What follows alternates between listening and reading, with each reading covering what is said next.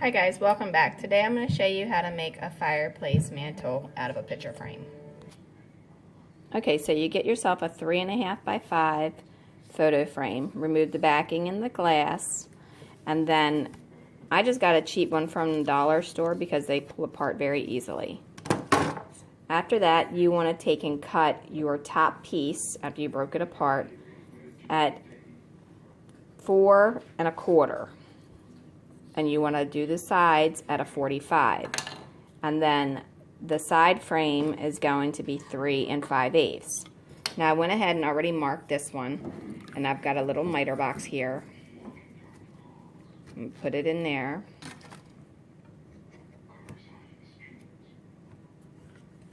And you're just gonna let the saw do the work and cut right through it. Alright, once you have it apart and you've measured and cut your sides, you're going to cut flat and you're going to keep the corners the same, and then the middle is what you're going to shorten. Okay, they're all going to be 45-degree angles, and then they'll glue together and it'll look something like that. Alright, now I've just measured the width I want my sides to be. Okay, and I'm going to cut it on the saw, and then we'll measure and cut down, and then we'll do the top. If you don't have a saw, you can always use the thicker popsicle sticks or tongue depressors, because that's about pretty close to the right thickness that you'll need. Maybe a little thin, but it'll still work, or you could use balsa wood, and balsa wood you can almost cut with scissors. This is basswood, and it's about 1/8 of an inch. Okay, now I just ripped this completely down. I'm using a board so that my hands don't get close to the saw blade to keep it in place. And I just brought it down to there to cut it. If you're using a saw, use all precautions possible. And if you don't know how to use a saw, then have somebody who does do it for you. Okay, the next step you're going to do is you're going to want to take and cut this the same as your sides. So if it goes all the way to the top like that, you want to put your mark right here. Okay, you're gonna cut 2 like that. Okay, so I can keep both of mine exactly the same size and I don't have to measure it twice. I'm going to clamp this board in place where I want to cut it. That's going to allow me to cut them both exactly the same.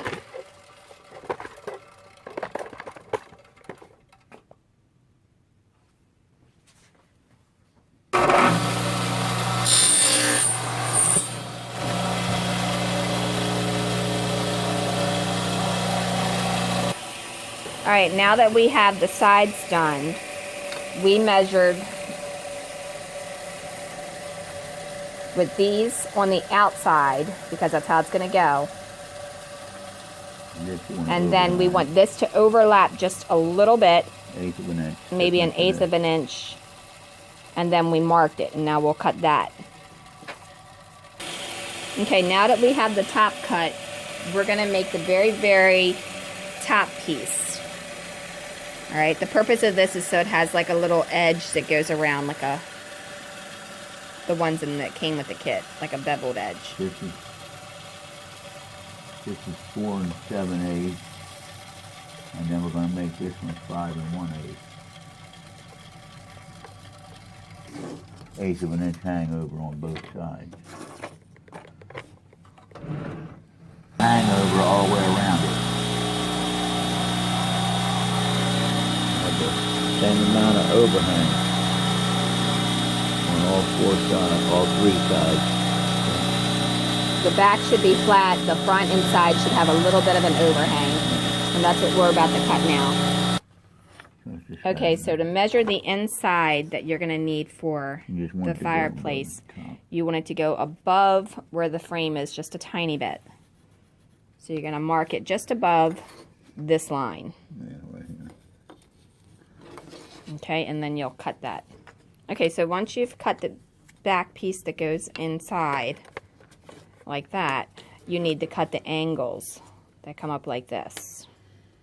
Now, if you plan on installing lights or whatever, you're going to either have to drill a hole here or cut this one just a little bit short so that you can put your wires up through it. All right, now we'll go ahead and put it together, and we'll be... Mm. Okay, so here's all the measurements on the paper. If you want to pause it, write it down, you can have it. I'll also take a picture of this and post it on my Facebook page under Dollhouse Miniature Madness and Tutorials. So if you decide that you like it and you want to build it, then you'll have it. Okay, so I have everything laid out here. If you notice, these two are just slightly different in size. That's going to be the top two on the drawing, okay? Over here, this is going to be the left side, and over here is going to be the right side. Over here is going to be this part of the direction, left, right, middle, okay? These two are exactly the same size, and there's the measurements there. I just traced the edge of the picture frame. Don't actually use this as like your drawing it, but the left and the right of the photo frame is the same size. The top is mitered with a 45 on both sides, and then the sides are flat on the bottom and 45 at the top. Okay, this side and this side are going to be the same height, because what's going to happen is you're going to end up gluing that to that. So since this photo frame has a little bit of a gloss to it, I'm actually going to sand just this little edge a little bit to rough it up so the glue and the wood will stick together better. Alright, so be sure when you're doing the sanding, if you decide to sand yours, you don't do the front, because then you'll mess up that corner, so leave a little bit of that there.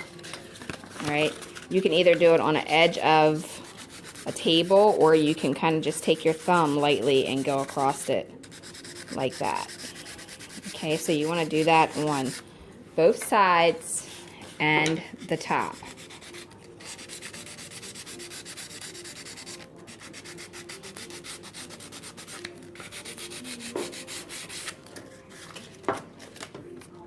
Alright, after you've sanded all three pieces of that, you want to make sure that your wood that you've cut is pretty nice and smooth, no splinters. I'm using a very fine sandpaper here. Just kind of make sure you get all of that last little bit off so you don't see any little edges on it. Okay, now with the mantle on the top, if you want to take your router or your Dremel and you want to Dremel that edge, you can. I'm not going to do it. I'm just doing it very basic so that if you decide that you want to do this, you can. And again, if you're using balsa wood, you can cut through that fairly easy. Some balsa wood you can even actually cut with scissors. So it makes it a little bit easier rather than trying to use a saw or trying to find somebody who knows how to use a saw. Okay, so now what I'm going to need to do is the sides, you're going to take along the edge. Make sure you have your good side facing out and your other side facing in. Okay, you're just going to put a little bit of glue, not too much. You can see a little shiver of leftover, so you want to make sure you get all that off. Okay, and then after you do that, you want to glue your side to that. Now you want this to be even with the bottom and even with the front. That's the only way you're going to get a smooth edge.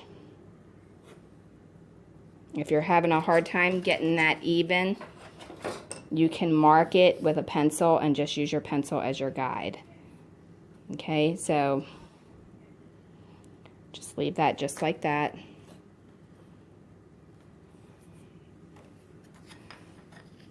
I'm going to square it up a little bit by using this as a guide as well. I'm pushing both of them up against it just so that I can make sure that they're flat. Okay, so now you want to let that dry. And now you want to do the same exact thing to the right side.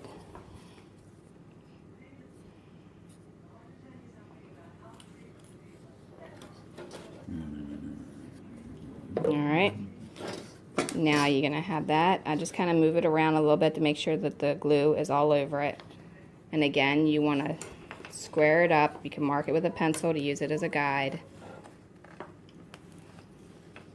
Or you can use a board just like that. and you want to push both of them in there. Okay, wipe off any excess glue so you don't have a run. And then you can redo that again. And you might want to use a scrap piece of paper, a scrap piece of wood to do that so you don't get glue on it. Alright, so now for the top, you're going to do the same exact thing, but it's a little different with the top because you have 3 pieces that's going to go on the top. And you want to make sure that this piece here, the very first part of the top, which is the lower top, not the upper top, you want to make sure you have that directly in the center to where your spacing is the same on each side. Okay? But you actually need to have it up a little bit. This one you are not putting all the way around where it's flush like this. You're leaving a little space because it's going to have an overhang, and then this one will overhang that just a little bit too. Okay, so I'd say it's about 1/8 of an inch overhang, and then on the sides it's probably about 1/4, a little less. Glue this one and that one together before you start. Yeah, that's probably the best way to do, is to glue these two together first and then glue this to that. These two you're going to glue with them touching on the back and then have it overlap all the way around on the front and the sides.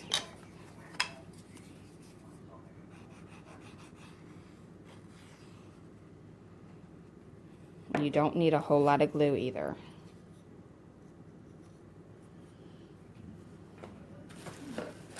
Now, I'm just eyeballing it here. There you go.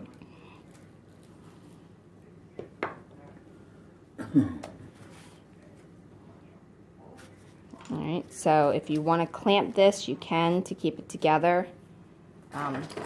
These little black and orange clamps are probably the best for this because they kind of squeeze together there. Alright, so I'd leave it set for about 5 minutes and then you can go ahead and do the very, very top. Okay, while that's drying, I'm going to show you how we can do the middle. Now, you can glue this just like this without doing anything to the edges, and it will work because it's how all of the parts of the kit went together. There was no 45-degree angles at all.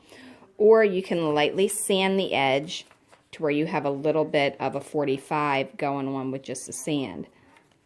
Or you can take your knife and you can kind of just trim it up a little bit.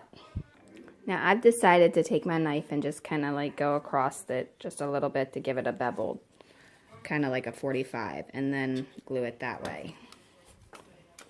Now I'm cutting away from myself. So you can cut your father instead. Yep, I'm going to cut him instead of me this time. Alright, and just, this stuff like comes off really easy, so it's not anything difficult. Now I'm going to cut toward me just to get that little bit there. If you're using a knife, be very, very careful. But you can also do this with very rough sandpaper and it'll do the same thing. So like if you have, you can just kind of go just like that on the sandpaper and you'll get that edge too. You don't necessarily need to cut it off.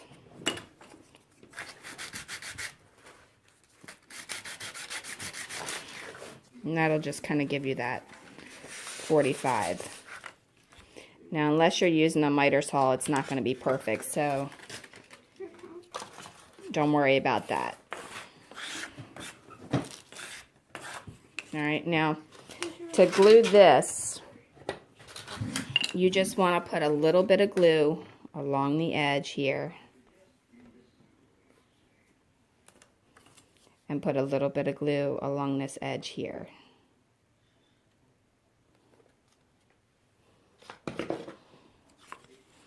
Alright, and then you're going to set that up like this.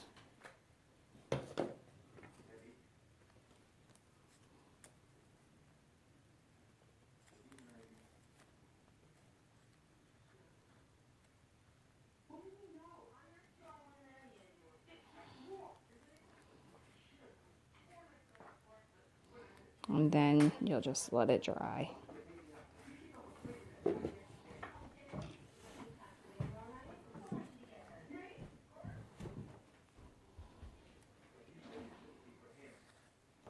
All right, wipe out all of your glue that squeezes out when you do it. That way it's not in the way. And you don't have any hard spots or lumpy spots. Now you just want to kind of put them on an angle a little bit. It doesn't have to be perfect. But just try to make it as straight as you can on that angle for each side. Well, not straight, but like close to a 45. Alright, and then you're going to let that dry. Okay, before we glue it together, when you're doing this back piece, you want to make sure that you make it wide enough to where it covers the inside of that frame to where you don't see the edge like this or like that. You want to make sure it goes over top of both of those. Yeah, okay, good. so I went ahead and made a spacer for the back. Okay, so this little spacer I'm just going to put right here across the back of it. And I'm going to glue it. And I added this to the drawing with everything else on there. Okay. Now, if you don't want to put the spacer on there, you can go ahead and cut your side pieces a smidge bit short, and then you don't have to worry about it. But I didn't want to not have a overlap in the front. All right, so next thing you're going to do is you're going to glue this here, and then this one will get glued right here,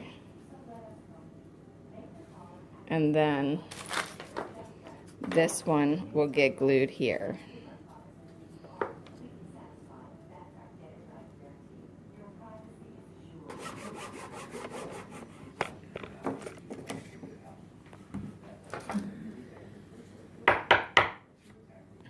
Okay, so if you don't want to do the spacer, you don't have to. You can always take and glue this on here like I was showing you before. You can glue it all the way at the front. And then you can get a very thin piece of balsa wood and go around just like that. But if you don't want to do that and you want it to look natural, you set it back a little bit, just like this, and then that's how you're going to glue it on there. And then the spacer would be on the back side.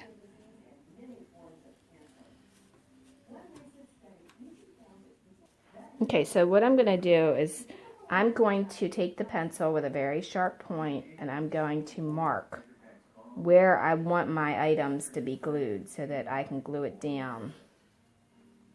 And it's not going to be hard to put it back once I have it all apart.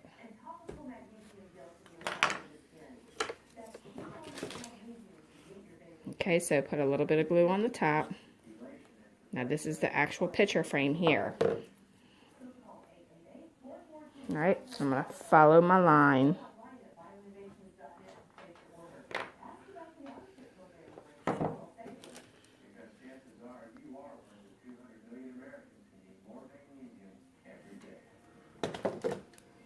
Now, if you want to hot glue this, you probably could too. Just be careful so you don't have to see it. And my dad seems to think hot glue would be the easier way to go. I think it's going to be gaudy, but I'm using the Elmer's Wood Glue Max. Yeah, might not stick to that plastic. It's going to stick. Alright, so I'm putting a little bit of glue on here, a little bit on here.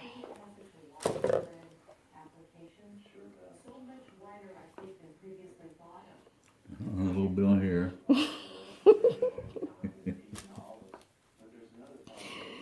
Okay, so now I'm going to put it on this just like that. And it's probably going to squeeze out a little bit, and that's okay. I'll just wipe it off with my finger. And if it moves, you need to make sure you put it back on your line.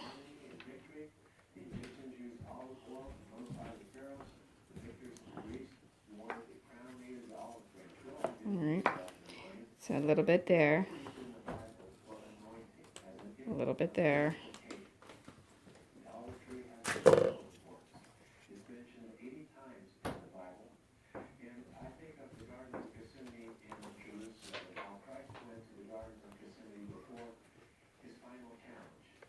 Alright, and then you're going to let it dry.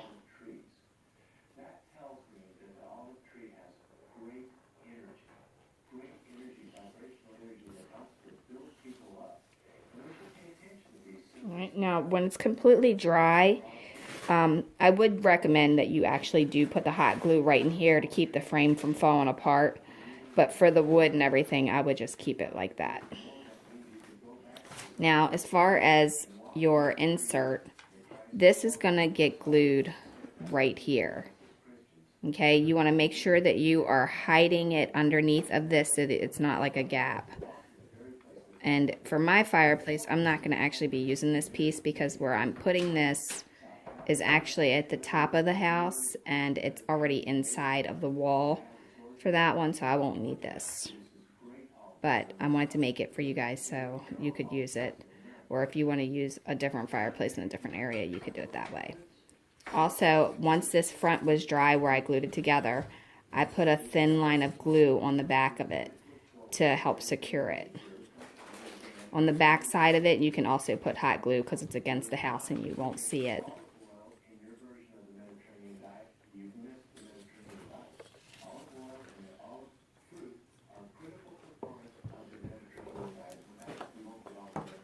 Okay, we'll be right back after that dries.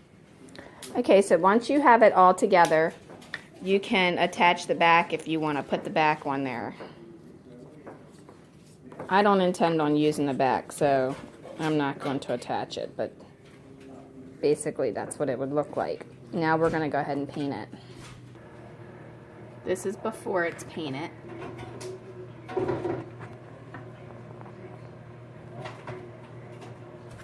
And I actually intend on using it for this fireplace, which I'll cover just like that. I just got to figure out exactly what I'm going to do for the bottom of it yet, because I don't really like the bottom where it has this gap down here. Alright, we're going to go ahead and paint it now. Okay, so I'm going to go ahead and use the Rust-Oleum 2 times the cover paint. And this is the one that has the primer in it. If you don't get the one with the primer in it, you'll go through lots and lots of paint with this. Okay, the one without the primer, you just end up using a whole lot more than you need to. These are some little rosettes that I was working on there. Okay, now you just want to give it a very light coat. You shake it up pretty good.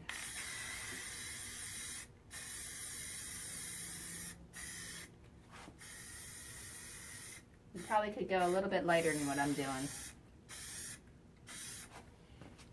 But I'm going to finish painting this. And I'm probably going to end up putting about 3 or 4 coats of this on here just because I want it to have a very nice cover. But to paint the insert,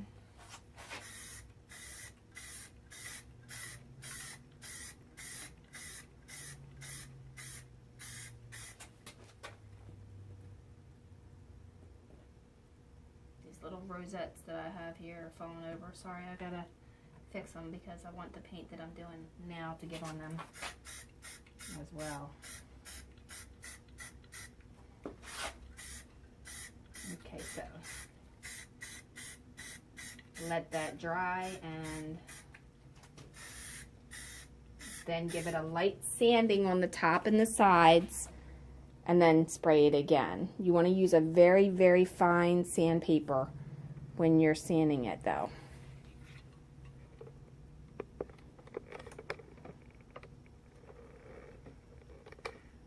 Alright, and I'll be back. So now we're going to make the beaded part that's going to go around. It looks like a twisted rope. We're taking the wire and we're skinning it off.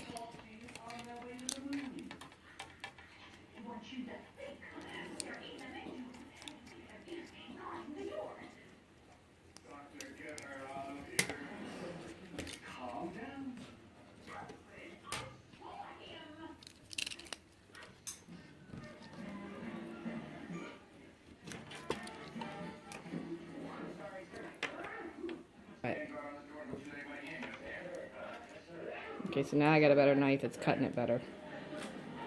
But basically, you're just going to peel away the insulation off of the copper wire.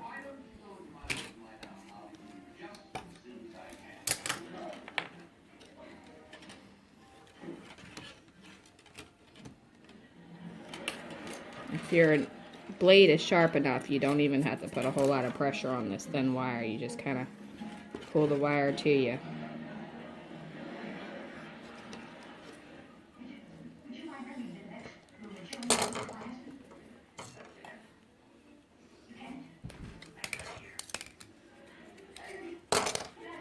If you hold it at the right angle in your hand, it'll come right off. And there's a big piece. What's the plier? Okay, so now that you have your copper wire, it's stripped completely down, we're going to twist it. Now there's a whole tutorial on how to twist the wire already on the page, but we'll show you a real quick demo. We're putting the two pieces that we put together inside the drill, and we're going to lock it in there real snug and tight to where it cannot come out. Make sure you're wearing goggles and using safety precautions when you're doing this. Make sure you got the wire taut. Just say when.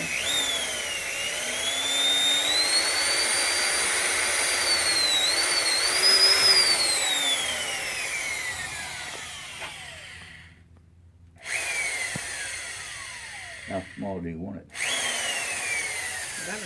Huh? That's good. Alright, so you just keep twisting it until you get it to where you want it. Yeah. Now be very careful because the wire can come back and smack you in the face if you're not. I think it needs to go. Okay, so here it is a little bit tighter. And you just keep making it as tight as you want.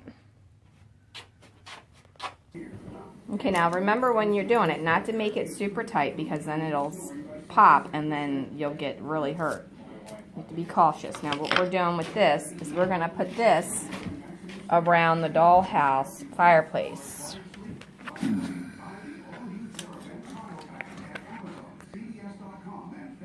And it's going to bend completely around, just like that. Okay, so now we're going to measure it and bend it with a pair of pliers. Now this part is completely optional. You don't have to do this if you don't want to.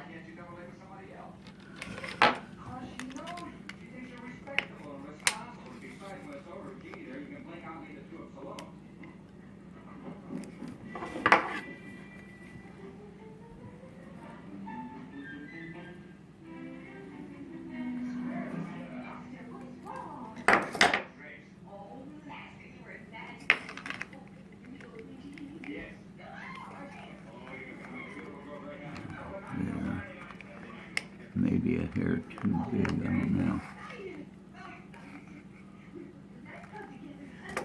I'm gonna get them cutters out of there.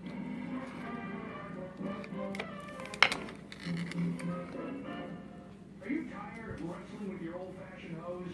Is it heavy and hard to carry? Is it tangle and kick? Get the lightweight hose that won't tangle or kick. Cut The them amazing too. new pocket hose top brass. Now the #1 selling expandable hose in the world. Okay, so this is just basically for decoration, and then you'll glue it down with some E6000. And if the wire is bending out on you a little bit, just lightly bend it back in until you get it glued. And once it's glued, it'll stay in place.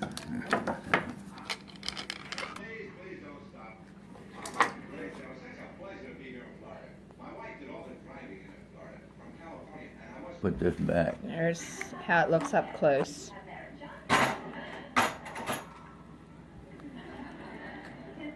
Much easier.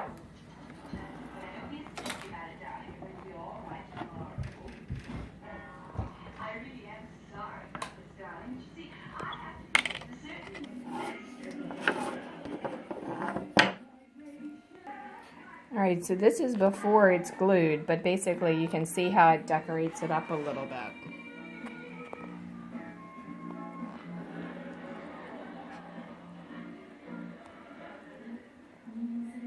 Now you can paint these white, you can paint them bronze, black, whatever you want.